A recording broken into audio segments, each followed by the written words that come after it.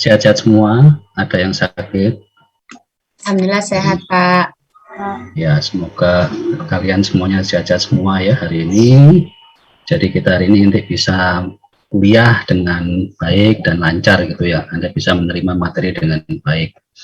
Oke, jadi saya mulai aja untuk kuliah hari ini. Saya mungkin ingin sekalian nanti dicek absensi di LMS. Semoga sudah bisa gitu ya. Kemudian saya juga sekalian sambil kenalan ke kalian gitu ya. Saya panggil satu persatu, saya panggil sambil nanti Anda raise hand, kemudian kameranya dinyalakan gitu ya. Yang absen pertama Alisa Febriana Cahyani. Mana Mbak Alisa? Hadir, Pak. Raise hand-nya mana raise hand? Biar Anda muncul. Alisa, coba raise hand-nya. Sudah? Nah, oke. Oke, Mbak Alisa. Oke, kemudian dimatikan kalau sudah selesai raise hand-nya dimatikan. Ganti yang berikutnya Aziza Indarama. Mana Mbak Aziza? Oke, Mbak Aziza. Kemudian selanjutnya Devi Andina. Mbak Devi Andina. Hadir, Pak. Ya, oke, terima kasih. Kemudian selanjutnya Mbak Devina Octavia. Hadir, Pak.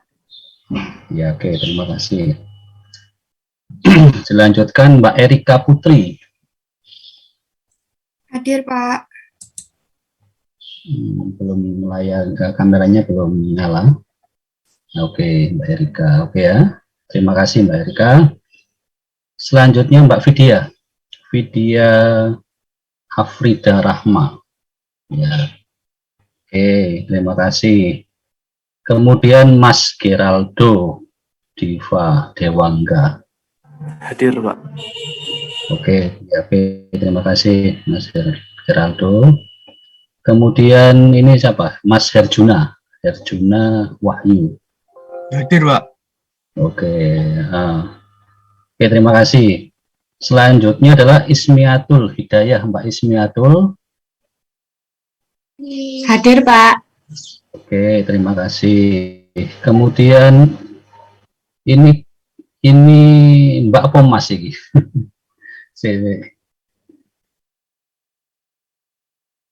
Kilwi Maula, oh Mbak ya, maaf. Ya, Mbak Kilwi. Hadir, Pak. Ya, Iya. oke, terima kasih. Kemudian Mbak Margareta Anpra Devi. Hadir, Pak. Oke, kemudian Mas Muhammad Dika Aditya. Hadir, Pak. Oke, terima kasih. Kemudian Mbak Nanda Fitri. Hadir, Pak. Ya, oke, terima kasih. Kemudian Mbak Nurrohma. Hadir. Oke, terima kasih. Kemudian Mbak Nurus Sadiah. Hadir, Pak. Oke, terima kasih. Mbak Risma Prasesti Amalia. Hadir, Oke, terima kasih. Mbak Rizky. Mbak Rizky atau Mas ya? Sorry. Maaf ya, Mas Rizky. Pas, Pak. Hadir, Pak. Hadir, Pak. Oke. Oke, terima kasih Mas Rizky. Ya, ini Mas Ronald Kagen. Hadir, Pak. Oke, terima kasih. Mbak Salsabila. Hadir, Pak. Oke, terima kasih. Mbak Sofia Dwi Rahayu. Hadir, Pak. Oke, terima kasih. Kemudian Mbak Siva Narita. Hadir, Pak. Oke, terima kasih semuanya sudah hadir lengkap. Alhamdulillah hari ini sudah bisa ikut kuliah. Oke, sekarang saya izinkan Anda off cam kamera biar tidak terlalu habiskan kuota. Izin masuk, Pak. Saya belum dipanggil. Iya, maaf. Mbak Putri kelewatnya mana ya? Oh iya, maaf Mbak Putri ya, Putri Riau Cantika. Ini dari Riau memang. Aslinya dari Riau. Iya, Mbak Putri. Bukan, Pak, dari Sidoarjo. Tapi Mama dari Riau. Ya, oke. Ya, nanti silakan di off cam, nggak apa-apa. karena nanti habis ini akan saya jelaskan materi berikutnya, gitu ya. Mungkin apa di off cam aja biar menghemat kuota Anda, tidak terlalu banyak kuota yang dihabiskan. Kalau on cam pasti banyak. Oke, baik. Kemarin kan sudah saya beri ya sedikit penjelasan, gitu ya. Saya ingin memastikan dari kalian kira-kira masih ingat enggak materi yang saya berikan kemarin itu. Ya, saya tunjuk ini sekarang Mbak Nurrohmah Putri. Mbak Nurrohmah mana? Apa sih yang sudah saya jelaskan kemarin itu? Mbak Nurrohmah?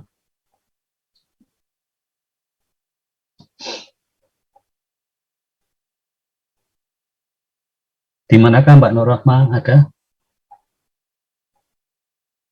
Ada, Pak. Gimana Mbak Nurrohmah? Apa yang sudah saya jelaskan kemarin itu? Tentang apa? Coba kamu ringkas. Kemarin itu dijelaskan tentang unit proses.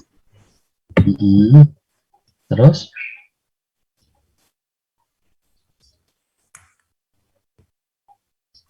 Sama unit Sama apa? Sama apa? operation. Ya, terus apa bedanya unit proses dan unit operation? Unit operasi itu suatu tahap atau langkah di mana langkahnya itu ada progres atau perubahan. Perubahan apa? Perubahan fisik. Terus itu yang apa? Untuk unit proses atau unit operation? Yang operasi. Oke, unit operasi. Kalau unit proses apa? Unit proses itu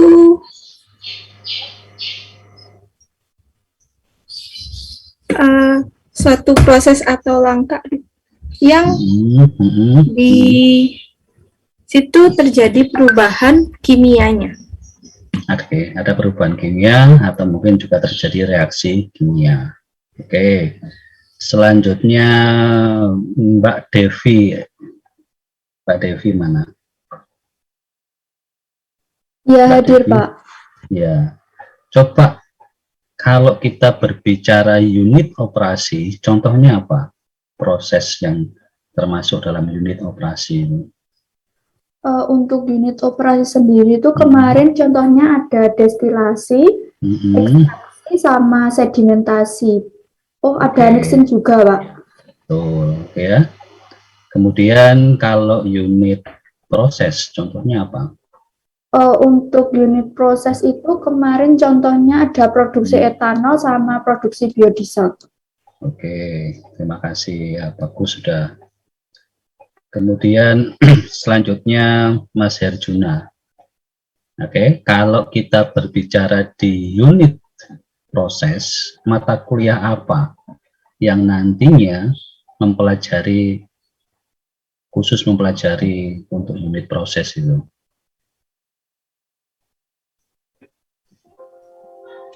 Unit proses, Pak.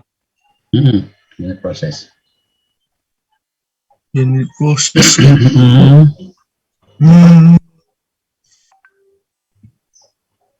TRK.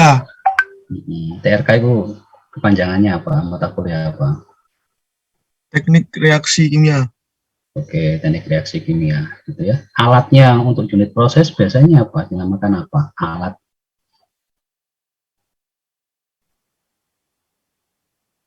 Reaktor. Oke, reaktor ya. Jadi nanti Anda akan belajar macam-macam reaktor itu di TRK ya. Ada mixed flow reaktor ya, ada plug flow reaktor gitu ya. Macam-macam reaktor itu ya, jenisnya macam-macam. Kemudian Mbak Erika Putri Puspitasari. Iya, Pak. Kalau unit operasi itu di breakdown lagi ya, di breakdown itu menjadi berapa operasi? Ada 4 operasi, Pak. Apa Ada saja sebutkan? ada operasi mekanik, kemudian momentum transfer, ada mass transfer, dan itu heat transfer. Heat transfer, oke, betul sekali, oke ya. Sudah, jadi tadi sudah betul semua, dan Anda, saya salut gitu ya, Anda sudah bisa memahami. Dan mungkin yang belum saya kasih pertanyaan ya sambil diingat-ingat lagi ya. Jadi saya sekarang akan mulai menjelaskan tentang yang unit operasi. Itu kita mulai dari mechanic operation ya, jadi mechanical operation. Nah, kalau kita berbicara tentang mechanical operation, itu kan operasi-operasi mekanis gitu ya. Jadi kita menggunakan suatu peralatan-peralatan mekanis. Jadi banyak nanti akan saya jelaskan ya. Jadi itu nanti akan kita terapkan yang dinamanya alat nanti stress reduction. Nah, stress reduction itu kan pengecilan ukuran partikel padatan. Nah, itu yang akan kita bahas di materi selanjutnya, khususnya di UTK 1 gitu ya. Walaupun nanti ada materi yang namanya juga size enlargement. Jadi ada reduction, pengecilan, juga ada yang diperbesar, enlargement. Ada dua itu. Dan juga proses metode-metode pemisahan gitu ya. Metode operasi lainnya. Tadi kemarin sudah saya kasih contoh sedimentasi, kemudian mixing, ada filtrasi dan lain-lain. Itu nanti akan kita jelaskan dalam satu semester ini. Oke, jadi kalau kita tadi saya sudah menjelaskan tentang mechanical operation, itu adalah berhubungan dengan partikel padat, maka saya terlebih dahulu akan menjelaskan tentang partikel padat. Apa kira-kira yang ada di bayangan Anda tentang partikel padat? Apa sih partikel padat itu? Apa partikel padat itu? Oh, partikel padat itu,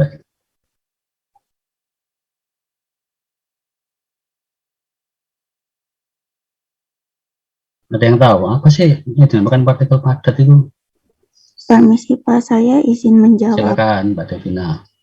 Kalau maaf kalau salah ya Pak ya.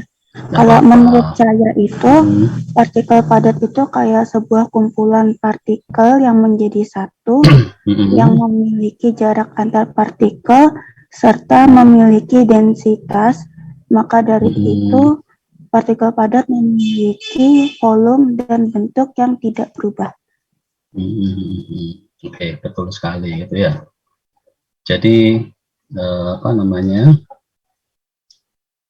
intinya adalah kalau suatu partikel padat gitu ya, kalau kalian lihat secara visual gitu kan, kita bisa langsung membedakan gitu ya. Jadi fasenya ya, berarti kan fase itu ada fase padat, cair dan gas gitu ya. Jadi secara visual kelihatan ini benda padat, ini cair dan gas gitu kan. Nah, kalau dari lain-lainnya kita kan tidak hanya melihat itu, oh ini padat, tapi sebagai seorang seorang engineer gitu ya, seorang Anda di bidang teknik gitu ya.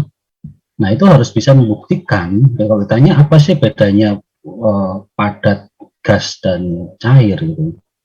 Nah, berarti Anda harus berbicara tentang parameter ya, sifat fisik ya kan. Nah, jadi tidak hanya kalian lihat ini padat Pak, gitu kan, kelihatan Pak gitu kan, tapi harus ada bukti ya. Jadi ada data kualitatif dan data kuantitatif. Nah, kalau kualitatif ya mungkin kita lihat bisa kelihatan, tapi secara kuantitas gitu ya, secara sifat itu harus kita bisa buktikan. Nah, buktikannya dari apa gitu ya. Nah, sebentar. Jadi iya tadi, jadi ada parameter-parameter fisik yang memang harus bisa kita ukur, ya, harus kita cari parameter-parameter itu. Contohnya apa untuk di dalam partikel padatan? Tadi betul sudah disampaikan Mbak Devina, salah satunya punya densitas, gitu kan? Nah, kemudian apalagi ya, densitas, kekerasan, ya, kemudian nanti ada ya macam-macam parameternya gitu ya, volumenya dan lain-lain, itu yang akan saya jelaskan hari ini. Artinya apa? Ya itu nanti akan membedakan antara yang partikel bersifat padat, cair, dan gas. Jadi harus Anda buktikan. Jadi Anda sebagai seorang teknik tidak boleh nanti bicara, ya ini Pak kelihatan kan, masa dipegang kan sudah bisa kita bedakan itu padat, tidak boleh. Tapi harus ada bukti otentik, harus ada suatu data yang menunjukkan memang itu berbeda, gitu ya. Oke, sekarang ini sudah kelihatan apa yang saya tampilkan di situ.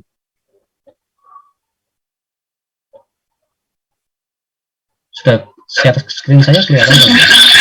Kelihatan, Pak. Tapi ini blank putih ya? Enggak. Tuh. Kok ada gini ya?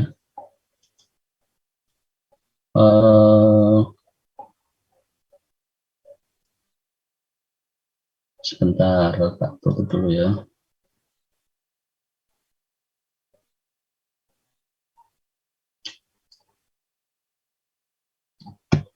Ya, jadi karena ya mungkin ini ada beberapa kekurangan gitu ya, karena saya itu pakai programnya yang tidak berbayar, sehingga apa yang terjadi ya beberapa link yang saya masukkan ini tidak terbaca lagi ya. Jadi nanti ya sementara kita nanti bisa perbaiki gitu ya, kita perbaiki beberapa picture yang saya masukkan di sini tidak terang. Oke, ini sudah kelihatan ya semuanya ya, bisa dilihat ya. Jadi kita berbicara tentang particulate solid. Sudah bisa kelihatan semuanya? Bisa, Pak. Oke, baik. Saya Iya, mulai aja. Pak. Oke, jadi sekarang kita mulai jelas dari yang namanya solid state, jadi bentuk padatan. Jadi bentuk padatan itu ya, bagaimana kita mengidentifikasi dari suatu bentuk padatan, maka kita dilihat dari properties. Yang namanya properties itu sifat-sifat gitu ya, sifat-sifat fisik biasanya. Nah, sifat fisik dari properties padatan gitu ya, atau properties dari solid itu adalah densitas, kemudian hardness, fragility, tenacity gitu ya. Ini dari Brown, saya ambil dari, saya kutip dari Brown 2005.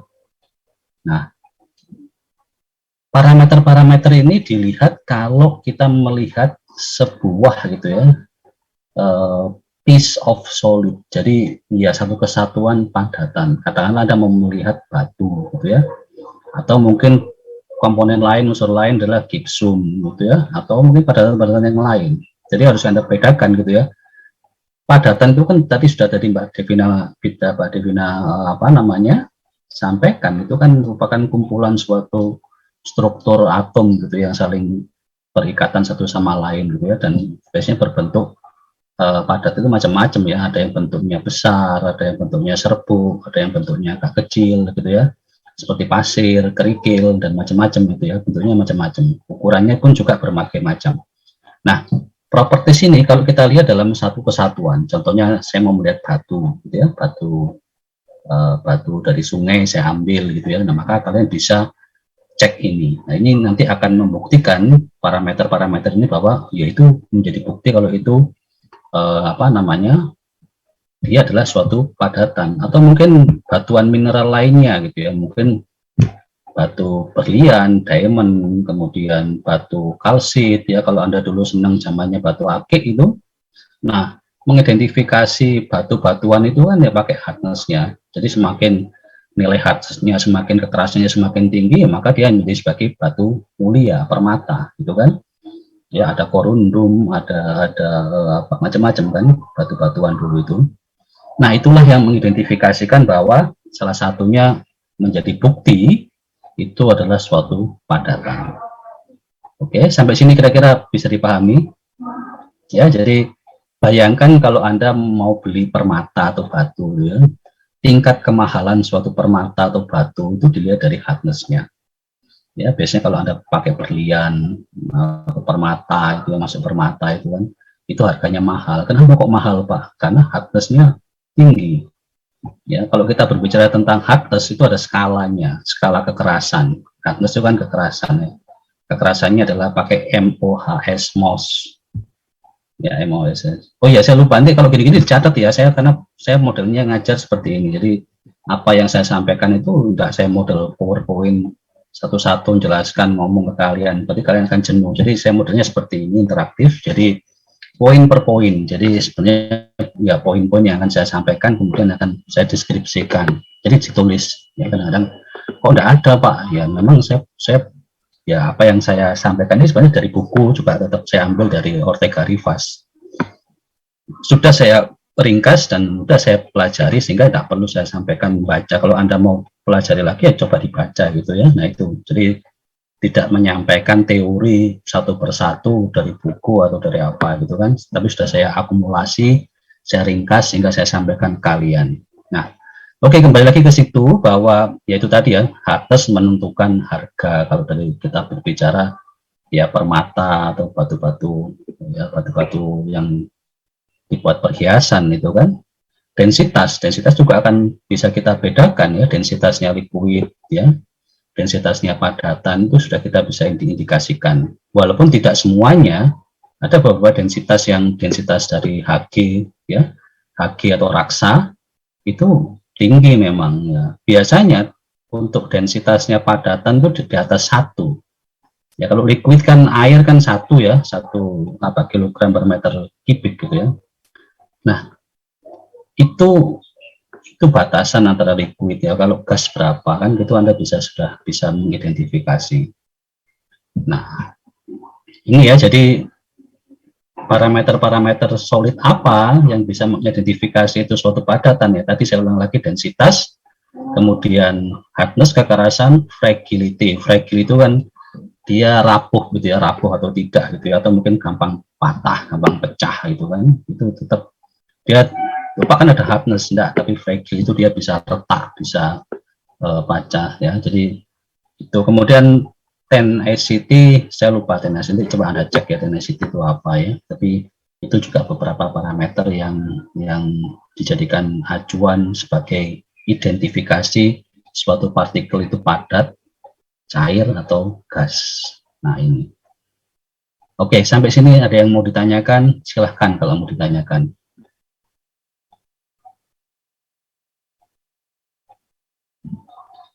Kalau ada yang mau ditanyakan, silahkan.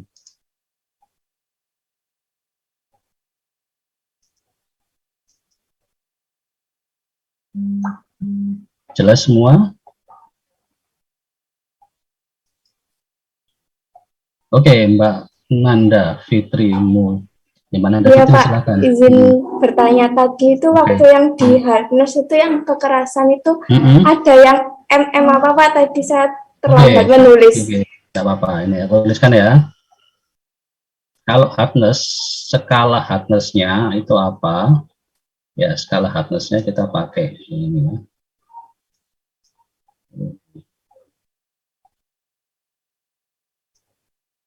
Pakai yang namanya skala Mohs. Ya, jadi Mohs itu adalah skala kekerasan ya, untuk suatu partikel padatan. Caranya gimana?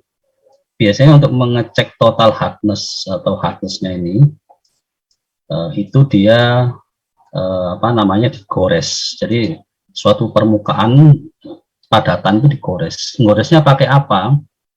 Ya goresnya pakai bahan yang memang dia paling kuat. Paling kuat itu adalah bahannya diamond. Diamond itu kalau bahasa Indonesianya apa ya? Diamond itu. Apa diamond, Bre? Berlian, Mbak. Ya, jadi bahan di dunia ini itu ya, bahan alami, bahan natural mineral alami yang paling keras itu adalah berlian, diamond. Nah, biasanya untuk menguji bahan-bahan lain yang di bawah diamond, di bawah kekerasannya diamond itu kita gores pakai diamond itu ya. Jadi kekerasannya seberapa? Yang itu skalanya Mohs ini adalah pakai skala 1 sampai 10 biasanya gitu ya. Jadi skala dari Mohs itu dia pakai skala 1 sampai 10. Oke, ini saya tuliskan.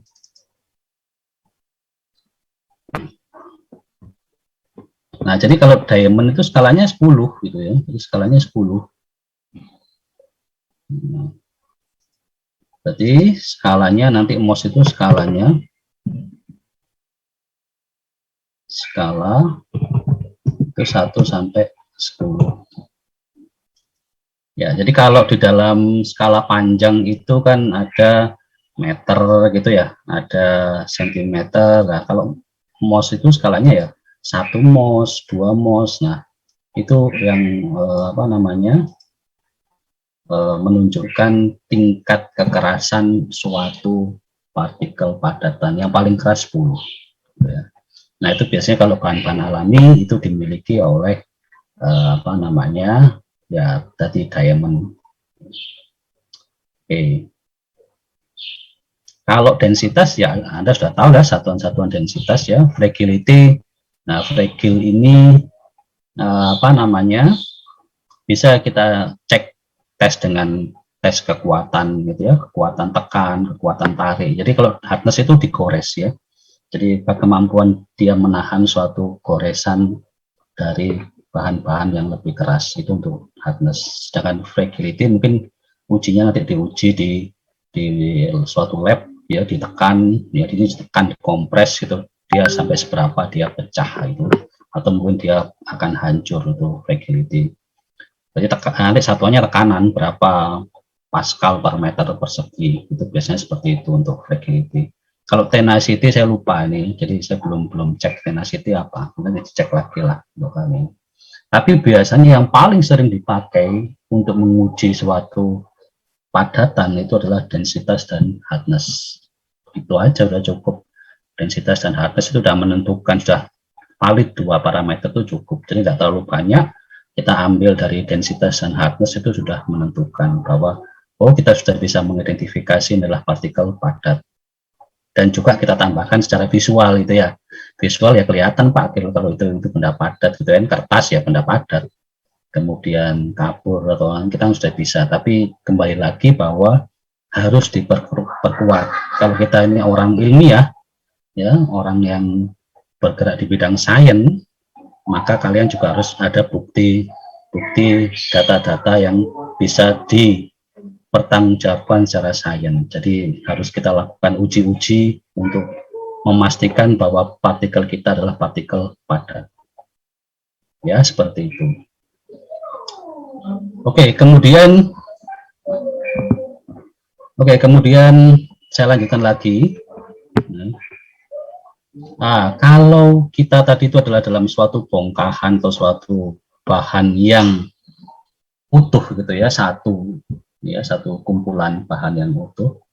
Nah, biasanya bahan-bahan itu yang bentuknya adalah ya bisa kita lihat secara visual gitu kan, bentuknya seperti ya permata, batu dan lain-lain, itu cara ujinya seperti itu.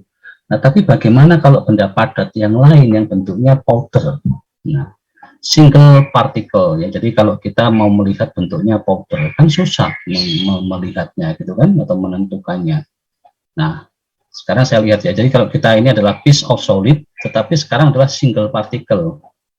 Nah, kita harus identifikasi di single particle. Kenapa kok itu perlu kita lakukan di single particle? Karena padatan itu ada juga yang bentuknya kecil-kecil gitu ya. Ya, seperti debu gitu kan, seperti pasir pantai yang kecil gitu kan, atau mungkin serbuk kopi ya.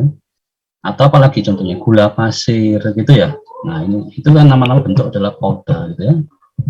Ya, susu bubuk gitu kan, bukan susu yang cair atau mungkin susu Indomelk yang yang kayak sirup gitu enggak ya, tapi powder. Nah, bagaimana kalau yang bentuk partikel padatnya powder itu ya? Nah, kan susah Pak, itu kecil-kecil sekali. Nah, bagaimana kita mengidentifikasi atau membuktikan kalau itu padatan? Ya, kalau seperti itu, ya oke, maka ya kita harus bisa melakukan juga mengidentifikasi. Ya, biasanya ya sama, ya kita bisa cek densitasnya, cek hardness-nya. Tapi hardness kalau di bentuk partikel-partikel yang kecil ya susah gitu kan, karena dipegang aja udah susah. Anda megang satu partikel kecil padatan kopi kan ya susah gitu ya. Saya minta coba sih ukuran partikel gula pasir masih bisa dipegang gitu kan. Tapi kalau sudah garam dapur gitu ya, yang garamnya halus, bukan yang garam krosok yang besar-besar gitu ya, atau garam ikan ya, garam yang untuk di akuarium dan lain-lain, itu kan ukurannya besar-besar gitu ya. Tetapi yang sudah butirannya halus, nah susah kan, nah gimana Pak ngukurnya yang kecil. Nah kalau seperti itu, maka kita biasanya yang kita identifikasi nanti adalah partikel size-nya, ukuran partikelnya. Oke. Karena kalau kita pakai hardness ya tidak mungkin, atau pakai fragility test itu ya tidak mungkin kan, itu untuk partikel-partikel yang ukurannya besar. Tapi kalau sudah powder, maka yang kita identifikasi ya lain gitu ya, nanti ukuran partikelnya, partikel size-nya. Nah, bagaimana kita mengukur ukuran partikel? Nanti banyak cara ya, mulai minggu depan akan saya jelaskan cara-cara mengukur ukuran partikel ya. Jadi kalau sangat kecil sekali ya kita pakai bantuan mikroskop ya, kita ukur satu partikel, itu harus kita perbesar ya, pakai pembesaran kayak di bioproses. Anda mengukur ukurannya apa, melihat bakteri gitu ya, mikroba ya, supaya kelihatan kan harus pakai mikroskop. Nah ini sama, mikroskop berbagai macam, ada yang sudah modelnya model otomatis terbaca ukurannya gitu ya, ada yang modelnya masih mikroskop ya, walaupun sudah elektron tapi sudah masih manual, hanya diperbesar di dalam suatu kamera, kemudian di layar ya, yang bisa kita lihat kayak layar televisi itu ya. Nah display seperti itu ada macam-macam, nanti akan saya jelaskan ya. Selain partikel size, ukuran partikelnya, juga kita perlu identifikasi bentuk partikelnya. Bentuk partikel itu macam-macam. Jadi kalau nanti saya minta untuk melihat ukuran partikel dari garam dapur gitu ya, kira-kira garam dapur Anda paling banyak pakai garam dapur apa? Mereknya kalau di rumah, ada yang tahu? Yang sering main di dapur? Nah ya, kapal api gitu ya. Coba bukan kapal api, kapal api lah, kopi gitu ya. Atau mungkin miskinnya yang sering ngopi gitu ya. Coba sih saya minta tolong perlihatkan bentuknya partikelnya apa. Apakah partikel tuh yakin bentuknya kayak bola atau kayak kelereng gitu? Kan enggak. Partikelnya macam-macam, bentuknya itu macam-macam. Ada yang bentuknya serpihan, ada yang bentuknya sphere gitu ya. Sphere itu kayak kelereng gitu ya, bulat. Ada yang bentuknya kotak, kubus, ada yang bentuknya macam-macam kan gitu kan. Nah kan kita nggak tahu. Nah harus kita identifikasi bentuknya. Kemudian luas surface ya, surface-nya, bentuk permukaan dari partikel itu. Ya, kemudian oke lah hardness, sama kita sudah hardness-nya nggak mungkin kita ukur ya, karena kecil sekali. Gimana saya minta kalian coba ukur hardness-nya satu partikel yang kecil, gula atau pasir atau pasir gitu ya, atau garam ya nggak bisa. Kemudian adsorption properties ya, karena ini benda padat, biasanya padat itu mempunyai kemampuan untuk mengadsorb ya, mengadsorb. Nah ini, jadi ini yang bisa kita gunakan untuk mengidentifikasi suatu benda padat dalam bentuk powder. Jadi yang namanya particulate solid gitu ya. Jadi kalau kita bicara particulate solid, itu partikel-partikel yang ukurannya kecil. Tapi kalau solid saja itu ya macam-macam ya.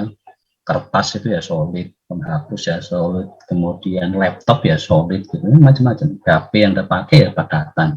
Tapi kalau sudah kita berbicara particulate solid, partikel ya padatan, ya berarti padatan-padatan yang berbentuk kecil.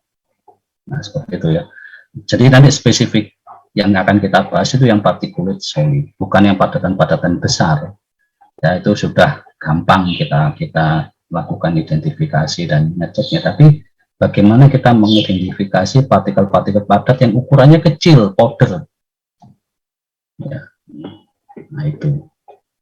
Jadi itu yang nanti akan kita pelajari.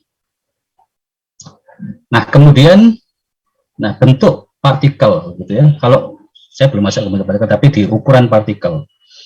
Nah karena tadi saya katakan ukuran partikel itu ini untuk powder ya, khususnya yang powder ini kan kecil.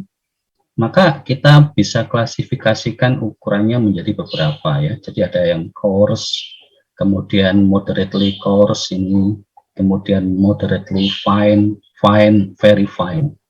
Artinya dari nomor 1 sampai nomor 5 makin ke bawah makin kecil. Ya, makin ke bawah makin kecil. Kecil sekali. Nah, di dalam ukuran partikel ya, particle size itu biasanya memang dia dinyatakan satuannya dalam satuan milimeter, yang agak besar mungkin sentimeter gitu ya. Ya, sentimeter yang agak besar biasanya di coarse ini, coarse yang nomor 1 sama nomor 2 itu satuannya masih boleh diperbolehkan sentimeter dan milimeter. Tetapi begitu Anda masuk yang moderately fine sampai very fine, itu sudah mikrometer sama nanometer. Ya, very fine ini biasanya nanometer. Jadi Anda nanti akan mendengar yang namanya nanopartikel. Nah, itu sudah very fine, kecil sekali. Ya, sekarang yang sedang dikembangkan lagi trending kan tentang nano. Ya, nanopartikel. Sehingga kenapa itu dikembangkan? Karena ya sekarang Anda sudah tahu ya bagaimana ada TV atau laptop yang tipis sekali. Semuanya partikel-partikel komponen penyusun dari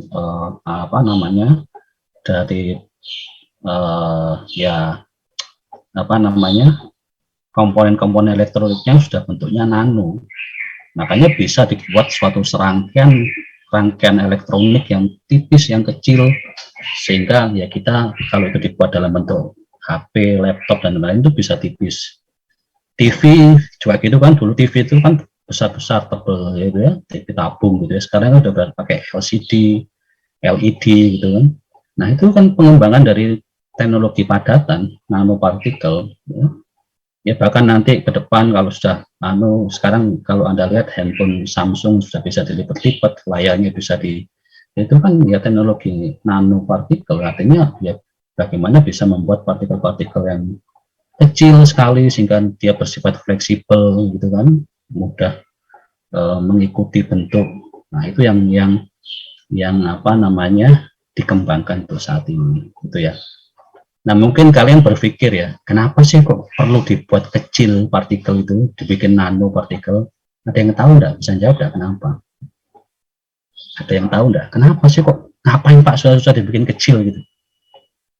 Kenapa partikel padat itu gawe sampai nanopartikel? Untuk apa gitu kan? Pernah enggak kepikiran Anda?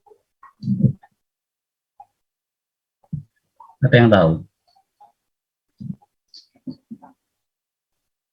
Selain tadi ya memang kita bisa mengkondisikan nanti kalau dibuat suatu rangkaian peralatan yang lebih kecil, lebih ringkas. Ada lagi enggak yang tahu alasan kedua kenapa dibikin partikel itu kecil-kecil sekali? Ada yang tahu?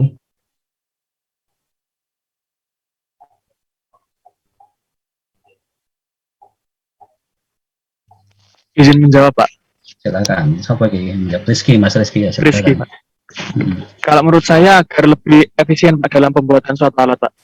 Kalau buat barang itu kayak laptop tadi kan lebih efisien kalau bentuknya lebih tipis. Jadi itu Pak fungsinya Pak menurut saya. Iya kan, itu kan yang pertama tadi ya. Jadi dengan nanopartikel atau partikel yang kecil, kalau kita aplikasikan dalam suatu pembuatan bahan, komponen dan lain-lain itu menjadi lebih efisien ruang gitu ya, lebih tipis, lebih kecil gitu kan.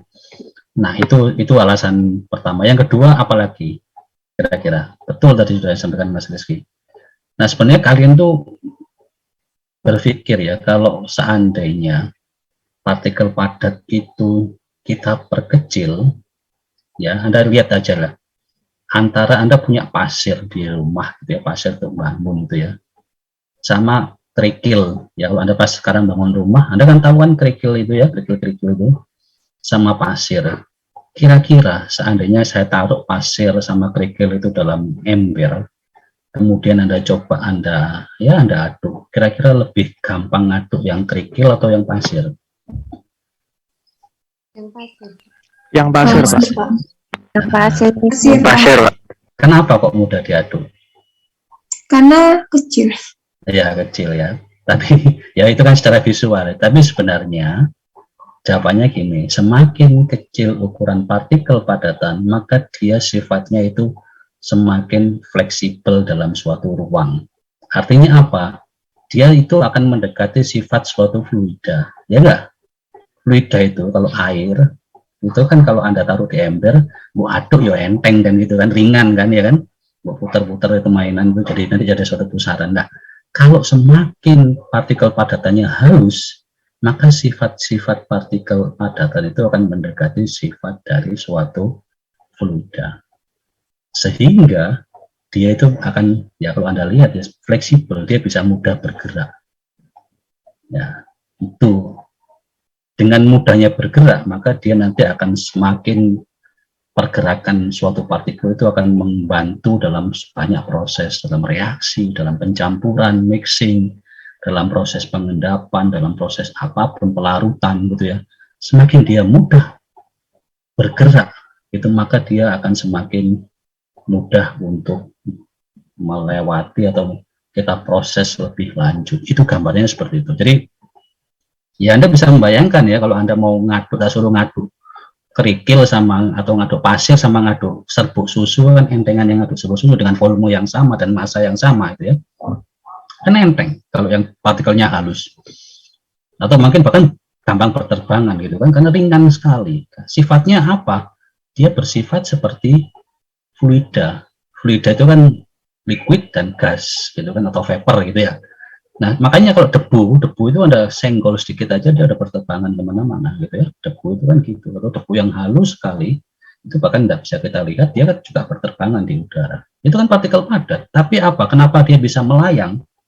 Ya karena sifatnya sudah mendekati sifat suatu fluida, kan gitu kan?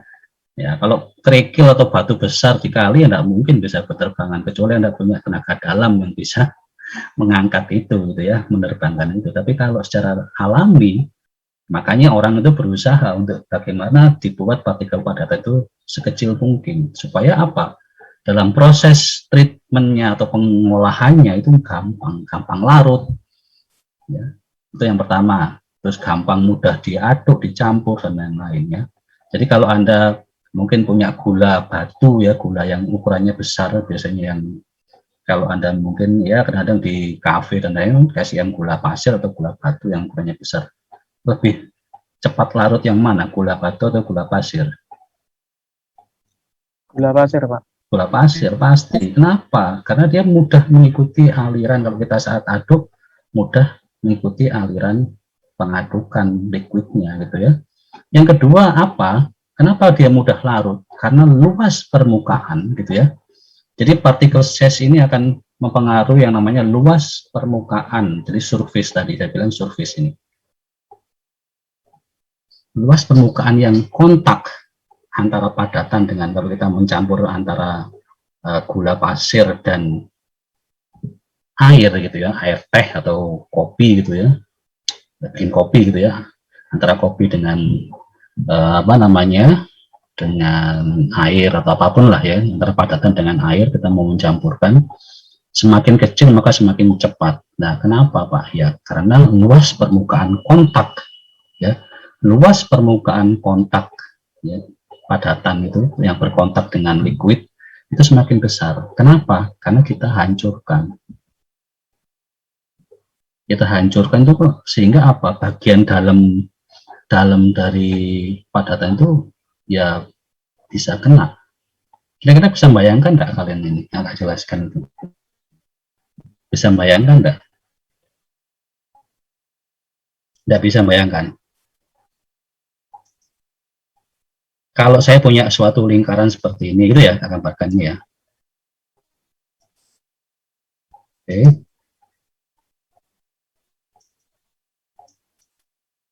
Ini lingkaran ini gitu ya. Bentuknya luasnya sekian. Kemudian lingkaran ini saya bagi 4 gitu ya, saya bagi 4. Saya bagi 4 ya.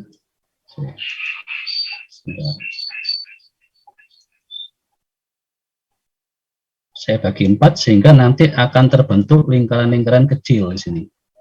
Ya anggap aja lah ini. Ada 4 ini ya. Oke. Jadi itu saya pecah gitu ya. Saya pecah.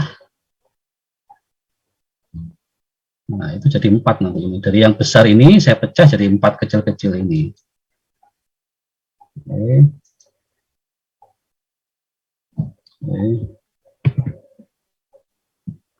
Nah, ini ya. Jadi yang awalnya besar sekian, kemudian saya haluskan, saya bukan haluskan ya, saya size reduction gitu ya, saya hancurkan sehingga dia jadi bentuk kecil-kecil yang 4. Artinya apa? Kalau ukuran besar ini yang kontak dengan suatu bahan itu kan hanya lapisan luarnya ini aja gitu kan, dalamnya kan enggak, yang dalam di sini yang warna ini enggak kan, tapi yang hanya di pinggir-pinggir ini yang kontak. Tapi seandainya ini saya pecah jadinya 4 ini, maka di dalamnya kan ini kena juga. Jadi ini ada luas permukaan yang baru yang kecil ini juga permukaan, sehingga yang dimaksud dengan luas permukaan yang bertambah ya, luas permukaan kontaknya semakin besar karena ya di dalam ini yang sudah jadi pecahan itu dia bisa kontak ya. Jadi kalau ukurannya cuma sebesar ini, yang kontak cuma yang pinggir-pinggirnya ini ya, jadi kulitnya itu aja, tapi yang di dalamnya kan enggak. Ya kan dia enggak kontak. Makanya supaya dalamnya bisa kontak, maka kita hancurkan menjadi suatu partikel-partikel yang lebih kecil sehingga harapannya yang di dalam-dalam sini semuanya bisa kontak, maka semakin cepat larut gitu kan. Nah, kalau ini besar ini Anda larutkan, yang mana akan mengikis atau yang terlarut yang bagian-bagian kulitnya ini aja gitu ya. Nah, ya akan lama-lama akan terkikis sedikit-sedikit sampai dia habis di pusatnya titik. Tapi kalau seandainya kita hancurkan, maka kita sudah membantu yang di dalam ini bisa kontak jadi kecil-kecil ini ya. Ini contoh. Jadi kalau Anda pikir, loh Pak, kan partikelnya sama, kalau Anda memikir size reduction, kemudian dihancurkan, kan luas permukaannya sama, partikelnya cuma 1, tapi bukan seperti itu ya, dimensinya mungkin dimensi awalnya ya seperti ini, segini gitu, kalau Anda ukur luasannya atau luas kulitnya ini ya seperti ya sejumlah itu gitu ya, tetapi begitu kita hancurkan, maka yang di dalamnya ini, ya di dalamnya sini, di intinya ini juga akan bisa kontak. Nah, itu tujuannya seperti itu. Jadi di dalam proses apapun itu luas permukaan kontak ya, apalagi di proses kimia itu menentukan dari tingkat reaksi, tingkat dari suatu proses itu menjadi bagus atau tidak, itu adalah luas permukaan kontak. Ya, surface areanya. Surface area itu menentukan dari suatu baik tidaknya proses kimia yang kita lakukan. Ini bisa dimengerti kira-kira sampai sini? Bisa dipahami? Bisa. Nah, Bisa, jadi yang dalamnya itu bisa kontak. Jadi kayak apa ya, ngasih gambarannya kayak Anda ya katakanlah gini ya, Anda punya apel gitu di rumah. Nah, kalau apel itu Anda mau melakukan proses ekstraksi, kalau tanpa Anda cacah atau Anda iris gitu ya, atau Anda Anda belah gitu, maka ya yang terekstrak cuma bagian luarnya, dalamnya kan nggak terekstrak, nggak kontak dengan pelarut. Tapi supaya proses ekstraksinya bagus ya, kalau saya sarankan ya harus diiris-iris kecil-kecil. Jadi bagian dalam buah apelnya juga akan kena pelarut. Nah, itu sebenarnya seperti itu. Nah, itulah tujuan dari yang namanya size reduction. Jadi size reduction, partikel menjadi kecil, tujuannya untuk apa sih? Yang pertama tadi ya, partikel padatan bersifat seperti fluida. Yang kedua, partikel padatan bersifat sebagai luas permukaannya akan semakin tinggi. Nah, itulah keunggulan, keuntungan dari proses size reduction. Nah, jadi kalian harus memahami. Jadi kalau anda tadi kan saya tanya, kenapa Pak kok susah dibikin nanopartikel, dibikin partikel yang halus sekali gitu ya, ngapain kok susah gitu. Itu adalah alasannya.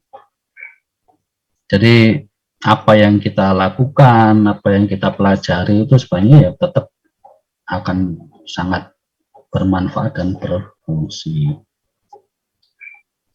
Oke, ini Mas Madika silahkan ya. Nomor 3 kalau mau ke kamar mandi silakan. Oke, ada pertanyaan. Ini kebetulan sih yang tak tambahkan ini tidak kebaca di sini ya. Ini ada tabel-tabelnya harusnya gitu ya. Ini kok tidak tahu, kok nggak nge-link lagi. Ya, jadi ya yang harusnya ini sudah masuk. Nah ini ya, betul ini satu sudah masuk. Oke. Jadi ini tabel yang paling bawah di tengah itu ya. Itu adalah general definition of particle shape, bentuk-bentuk partikel. Ya, jadi ada banyak ya bentuk partikel shape name-nya, ada acicular, kemudian ada angular, crystalline. Nah, ini macam-macam sampai spherical. Nah, biasanya yang paling banyak dipakai itu adalah spherical, dan yang menjadi acuan itu adalah partikel yang berbentuk spherical. Ini yang menjadi acuan. Sehingga nanti akan muncul yang namanya istilah nanti ya di dalam perhitungan, itu yang namanya di sini tak tambahkan di sini. Itu sphericity factor. Oke, ini adalah sphericity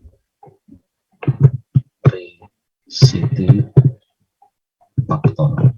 Jadi faktor sphericitas. Jadi semua partikel padatan yang ukurannya kecil itu nanti dianggap ya, untuk jadi lebih mudahnya gitu ya, dianggap dia bentuknya mengacu pada bentuk sphere ya. Bentuk sphere itu apa ya? Dia bentuknya global shape, jadi kayak bola gitu kan, kayak bulatan gitu ya. Jadi nanti kita punya sphericity factor. Jadi bentuk-bentuk yang lain itu nanti akan mengacu. Jadi ini ada simbolnya adalah theta gitu ya.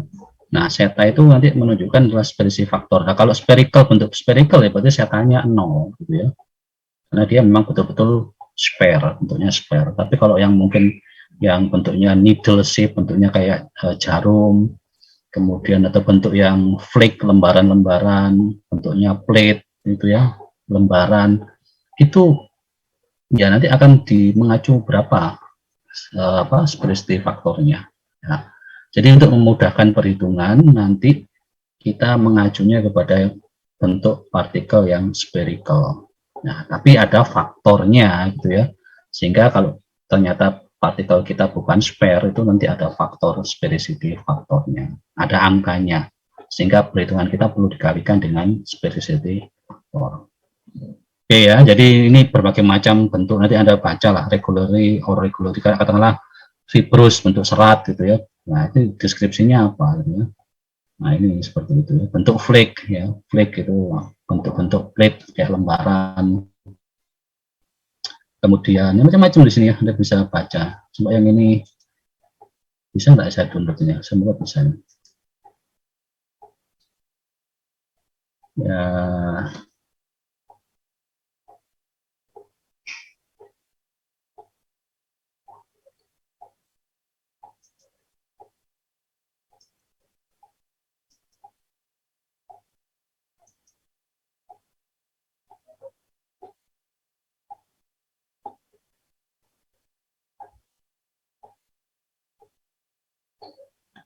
Oke, harusnya itu muncul semua.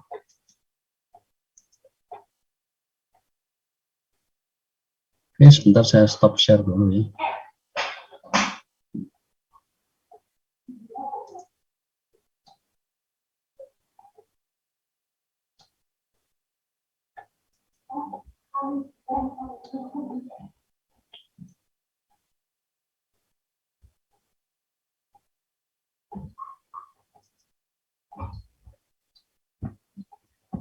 Oke, ternyata masih belum muncul ya.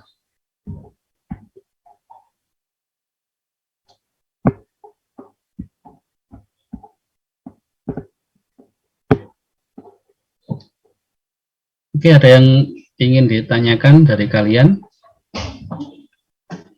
Ada yang ditanyakan atau yang belum paham, silahkan tanya.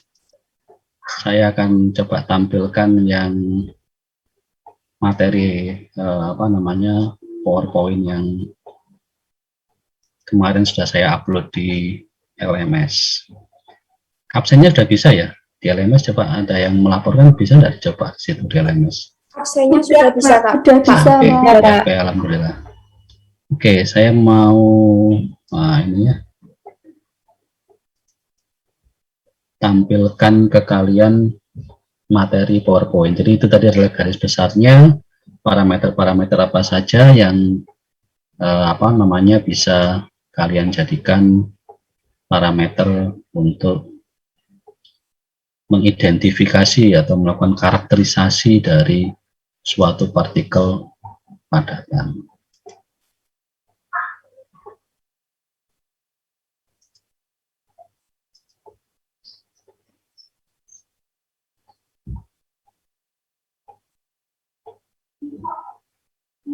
Ini pesertanya kok 24 itu kok dari siapa ya? Banyak sekali 24 ya. Ya, enak sama mana ya? Tadi udah benar 23 ya, tambahan 1 mesti. Satu orang siapa ya? Ada yang nganu? Karena tadi awal tak absen benar itu ya. 23 kan dengan saya kan 23 saya sekarang kok mesti 24 gitu ya. Oke, ini sudah bisa terlihat di display kalian, layar kalian. Bisa? Sudah terlihat, Pak. Ya, Pak. Jadi tadi ya sudah tak jelaskan ya, solid particle characterized by their shape, size, and density gitu ya. Nah ini oke, tidak akan saya jelaskan di sini, tapi saya akan, nah inilah, saya akan menjelaskan tentang sphericity faktor ini. Jadi ini yang menjadi acuan ya, bahwa semua partikel itu dianggap atau mengacu pada bentuk sphericity, sphere ya, bentuknya round. Nah, bukan tadi, maaf ya, tadi untuk sphericity faktornya untuk yang partikel benda sphere itu bukan 0 tapi 1 ya, maaf ya, salah tadi saya. Jadi untuk partikel-partikel yang memang partikel bentuknya sphere, bentuknya spherical, itu sphericity faktornya adalah nilainya 1. Maaf tadi saya salah, bukan 0 tapi 1 ya. Tolong diralat untuk yang sudah dicatat itu ya. Nah, kalau untuk bukan partikel yang non spherical sebenarnya bisa kita hitung gitu ya. Nah, ini sphericity faktor sama dengan 6 dikali VP dibagi dP dikali SP. dP itu adalah ekuivalen diameter partikel. Nah, untuk ekuivalen diameter partikel ini kita cari dari mana? Ya tadi, kita perlu cek dulu diameter partikel atau ukuran partikel size-nya berapa. Itu banyak metode yang bisa kita pakai. Nanti akan saya jelaskan minggu depan ya, bagaimana kita mencari ekuivalen diameter partikel. Jadi nilai diameter partikel itu penting sekali nanti untuk bisa kita juga menentukan nilai sphericity faktor. Kemudian SP, surface area dari suatu partikel, satu partikel ya ini ya. Nah ini penting juga, SP-nya berapa. Nah itu kan harus tahu. Kemudian volume partikel, kalau cari volume ya gampang gitu ya, bisa kita hitung ya pakai persamaan. Nah ini kalau kita mau hitung, tapi kalau kita sudah mau menggunakan ketentuan, jadi untuk yang silinder, kemudian bentuknya kubus, ya, di mana panjangnya itu sama dengan diameternya, maka dP, ya, dP dari kubus, gitu ya, height of kubus or silinder, itu boleh dianggap sphericity faktornya itu sama dengan 1. Ya, jadi untuk partikel-partikel bentuknya silinder dan kubus itu kita bisa pakai sphericity faktornya 1. Kemudian untuk bentuk partikel-partikel yang tidak beraturan, irregular partikel, maka nilai sphericity faktornya itu adalah lebih kecil ya dari, atau mungkin dikatakan dia di antara 0,6 sampai 0,7. Nah seperti itu. Jadi ini sudah ketetapannya. Nanti ada tabelnya, saya kasih tahu tabelnya. Ya, jadi ini ya tadi sudah ada saya sampaikan ya, ada bentuknya needle, bentuk jarum, ada ukuran partikel coarse ya. Jadi tadi sudah saya rangkum di penjelasan saya yang di depan gitu ya. Ya varicose, modelannya ada semua gitu ya. Ya tinggal kalau anda mau membaca lagi, mungkin tadi yang saya sampaikan kurang jelas, coba dibaca lagi ya. Jadi ada pengaruhnya particle size itu terhadap apa ya, tadi ada dissolution rate, suspendability itu suspended solid itu ya, artinya partikel yang tersuspensi, kemudian keseragaman distribusi dalam pencampuran atau mixing, ya ini macam-macam.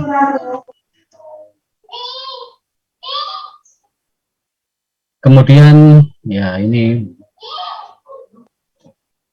beberapa cara ya bagaimana kita melakukan mengidentifikasi yang tadi ya. Jadi klasifikasi yang tadi coarse, very coarse, moderately fine dan very fine itu ada caranya. Nggak sekedar bagaimana kita memasukkan kategori-kategori itu, kita pakai metode yang namanya nanti metode MESH ya. Metode sieve test ini. Sieving. Ya, sieving. Anda lihat di kursor saya ini metode sieve test. Itu nanti juga akan saya bahas semuanya. Jadi metode sieving atau metode pengayakan, diayak ya, ini bayangkan diayak. Untuk mencari diameter partikel itu adalah semuanya supaya kita bisa mengidentifikasi dan menentukan partikel kita itu masuk kategori yang mana ukurannya itu ya. Apakah dia masuk coarse, moderately, fine atau apa namanya yang klasifikasi yang lainnya tadi gitu ya. Nah, ini sudah tadi tak jelaskan gitu ya. Jadi nanti tolong dibaca lagi ya ini ya.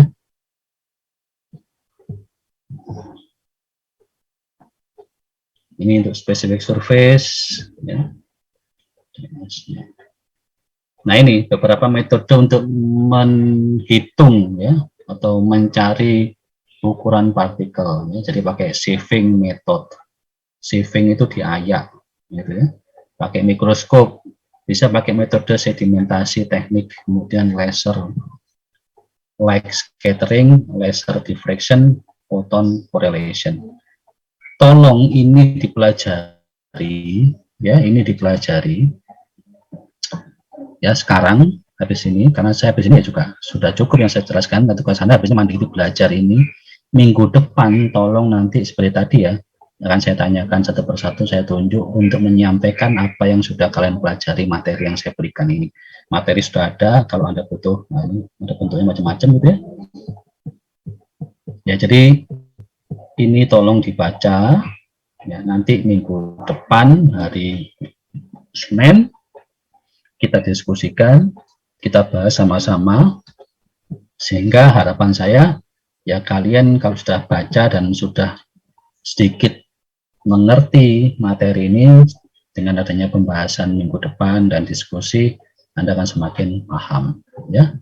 Nah, ini berbagai macam, tolong ini dibaca PowerPoint ini sehingga nanti ya membantu kalian untuk memahami bagaimana kita melakukan pengukuran partikel, karena ini secara laboratori ya. Jadi pengukuran partikel secara laboratorium, artinya alat-alat ini ya alat-alat laboratorium gitu ya.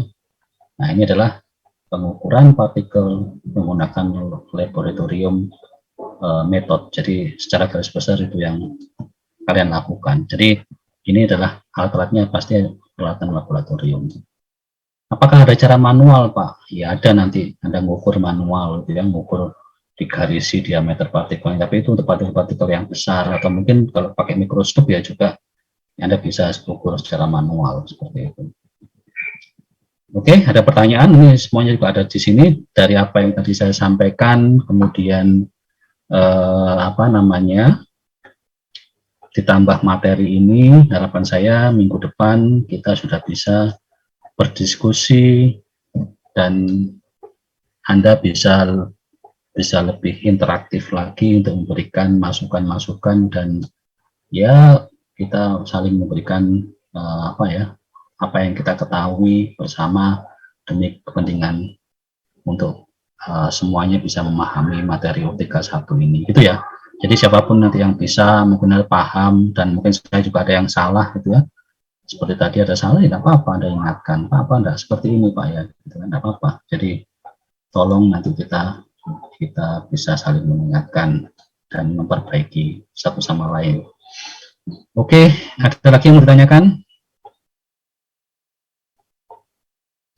Ada lagi? Maaf Pak, izin bertanya. Silakan. Tadi kan dijelaskan untuk pembuatan suatu alat atau suatu produk bisa menggunakan partikel yang berukuran sangat kecil dan juga yang besar. Nah, apakah mempengaruhi spek hasilnya gitu Pak? Kualitas produknya, apakah mempengaruhi? Oke. Terima kasih. Iya. Oke, jadi gini ya. Terima kasih Mbak Sofia tadi ya, tanya ya Mbak Sofia ya. Iya Pak. Oke. Jadi gini, kalau spek produk saya rasa tidak mempengaruhi, karena dalam suatu produk itu kan yang diharapkan kan kandungan bahan bakunya gitu ya, kandungan reaktan-reaktannya. Kalau ukuran itu kan ya itu mempengaruhi kecepatan prosesnya gitu ya, ke apa ya, jumlah yang dihasilkan dari proses ini. Katakanlah Anda mau mereaksikan komponen A dan B gitu ya. B itu bentuknya adalah mungkin awalnya masih besar gitu ya. Awalnya ukurannya mungkin ukuran ya bayangkan kelereng gitu ya. Tapi kan unsurnya kan tetap ya, karena kita butuh komponen B itu. A sama B tetap ya itu komponen A sama B. Unsurnya ya unsur A sama B. A kalau sama B direaksikan ya pasti kemungkinan dari C gitu kan, secara teoritis ada teorinya mengatakan seperti itu kan gitu ya, contoh ini ya. Artinya kalau dari spek produk dia tidak berpengaruh selama unsur A sama patan dari proses produksi dipengaruhi oleh ukuran partikel. Kalau B-nya itu besar, Anda mereaksikan A sama B itu kalau ukuran B-nya besar itu lama. Tapi kalau ukuran partikelnya kecil, maka dia akan semakin cepat bereaksi. Kenapa kok bereaksinya semakin cepat? Mungkin karena B ini adalah fasa padat yang hanya cair. Kalau B-nya itu kita perkecil, padatannya kita stress reduction, maka A sama B itu akan cepat larut. Semakin dia cepat larut, maka reaksi yang terjadi akan semakin cepat dan bagus. Karena apa? Tadi kan luas permukaan B ini kan semakin besar. Itu mempengaruhi reaksi. Ya, jadi kecepatan reaksi semakin bagus, maka jumlah produk atau yield yang dihasilkan, yield produk itu akan semakin bagus atau semakin tinggi. Tapi dari spek ya sama sih speknya, tapi jumlah ini dari kuantitas dan kecepatan itu yang mempengaruhi dari stress reduction. Gitu ya Mbak siapa tadi? Mbak lupa tadi siapa, Mbak Rodi ya? Iya Pak. Ya, Baik, jadi terima kasih Pak. kalau dari spek enggak, tapi dari yang pasti dari kecepatan proses gitu ya, kecepatan reaksi, dari jumlah produk yang dihasilkan tuh berpengaruh.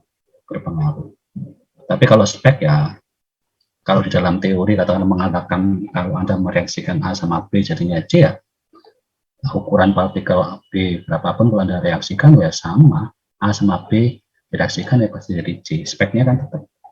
Tetapi jumlahnya dan waktu dalam proses itu yang menentukan ya. Jadi dalam suatu industri waktu itu adalah uang ya, waktu uang, jumlah produk yang dihasilkan itu juga uang ya. Jadi orang produksi itu kan mikir ya, bagaimana kita mengkondisikan waktu sesingkat mungkin tetapi bisa menghasilkan produk yang sebanyak mungkin, kan itu mainnya kan di situ. Ini masalah faktor ekonomi. Nah, itu ya. Jadi bagaimana orang industri, kalau Anda bekerja dalam suatu industri, bagaimana saya punya waktu yang singkat, ya, tetapi saya bisa menghasilkan jumlah produk yang besar, ya, dan cepat. Itu yang diharapkan oleh industri. Karena industri itu, ya, waktu itu adalah uang.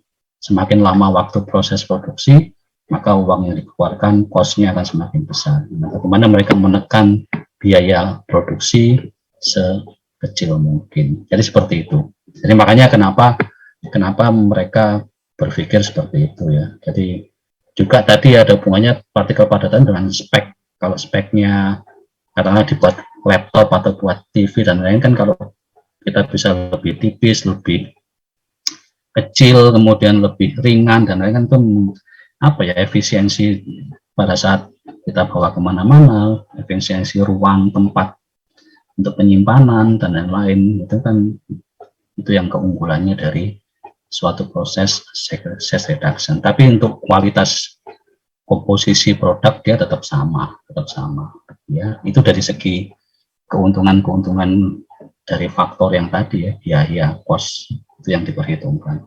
walaupun dengan proses size reduction ya pasti kan butuh biaya Pak, gitu kan. Iya, untuk size reduction itu ya pasti butuh alat dan butuh waktu, tapi kembali lagi bahwa itu sudah diperhitungkan gitu ya, dengan bagaimana kita memperkecil ukuran ternyata lebih banyak keuntungannya daripada kita pakai yang yang besar-besar gitu. Yang kedua adalah contoh, nih saya kasih contoh ya, di dalam proses pembuatan semen, di semen Tuban atau di semen manapun lah, itu kan mereka butuh kapur ya, butuh CAO ya. Nah, kapur itu kan diambil dari tambang kapur yang di perbukitan gitu ya, di sekitar itu. Nah, biasanya untuk penambangan itu ya, itu kan dia ngambilnya kan tidak mungkin ada di palu atau pakai apa, enggak, biasanya pakai dinamit gitu ya, pakai bahan peledak, diledakkan bukit-bukit kapur itu, kemudian nah biasanya hasil peledakan itu kan besar-besar ya, bongkahan gitu kan. Nah, itu kalau Anda buat semen kan ya susah gitu kan. Makanya biasanya dalam proses pembuatan semen itu dari alam, kapur yang dari alam itu kita hancurkan dulu. Ada penghancuran yang masih dengan peralatan yang besar. Nah, penghancuran pertama itu, sesuatu pertama itu supaya tujuannya apa? Mudah dibawa dari tempat tambang ke pabrik. Kalau besar-besar kan dimasukkan truk ya susah, gitu. Anda membawanya juga berat. Nah, begitu masuk pabrik nanti dihancurkan lagi, lebih kecil-kecil lagi, sehingga lebih halus, benar masuk ke proses pembuatan semen, sampai jadilah produk semen yang kalian pakai. Nah, seperti itu. Jadi lebih cenderung ke bagaimana memudahkan untuk proses transportasi, conveying tadi kemarin ya. Jadi pengiriman dari satu tempat ke tempat lain, memudahkan proses reaksi, mempercepat proses pembuatan, sehingga menjadi produk yang baik. Tapi kalau CAO ya tetap jadi CAO, speknya ya seperti itu, komposisinya CAO dibikin semen ya bisa, walaupun mungkin tidak dihancurkan, dipaksa ya bisa, tapi kan ya enggak, susah gitu ya. Nah, itu ada hitung-hitungannya. Jadi bagaimana biaya ekonomi itu menentukan dari suatu proses produksi. Jadi itu yang menjadi dasar bahwa Anda mungkin berpikir, Pak, untuk size reduction kan butuh investasi alat, butuh proses ini, tapi tetap kembali lagi sudah diperhitungkan bahwa tetap lebih efisien, tetap dilakukanlah proses size reduction. Karena sampai sekarang pun size reduction itu tidak dihilangkan, gitu ya, tetap ada di semua industri, tetap ada. Oke, gitu ya. Jadi yang bisa saya jelaskan. Ada lagi yang mau ditanyakan? Ada lagi yang ditanyakan? Oke, kalau belum ada, ya tadi ya tugasnya jangan lupa dipelajari. Ini kan masih ada waktu ya, bukan artinya kalau sekarang saya akhiri, kalau sekalian kemana-mana, atau mungkin ya bolehlah di samping kegiatan yang lain, tapi sambil belajar ya. Artinya kuliah ini tidak berhenti sampai di sini, tetap ada gitu ya. Jadi sebenarnya kalau kita mengacu pada SKS, gitu ada 3 SKS, itu kan saya 1 jam materi, yang 2 SKS itu kalian belajar mandiri, seperti itu gitu ya. Nah, jadi modelnya seperti itu. Jadi ini adalah saya sudah menyampaikan materi ke kalian, tugas kalian selanjutnya adalah belajar, pelajari apa yang tadi saya minta, kemudian minggu depan kita diskusikan bersama, tapi tetap semua diskusi ini juga saya nilai. Jadi jangan nanti Anda, wah buat apa diskusi Pak ya. Yang pertama Anda harus yakin ini untuk kepentingan kalian ya. Yang kedua ini ada nilainya juga gitu ya. Oke, jadi itu yang bisa saya sampaikan tuh hari ini. Sekali lagi terima kasih atas perhatian kalian, atas waktunya. Kemudian mohon maaf kalau ada kesalahan ataupun kekurangan. Terima kasih. Assalamualaikum warahmatullahi wabarakatuh. Saya akhiri ya. Waalaikumsalam warahmatullahi wabarakatuh. Terima kasih Pak. Ya, belajar ya. Terima kasih Pak. Dipelajari materinya ya. Siap Pak, siap. Ya, oke.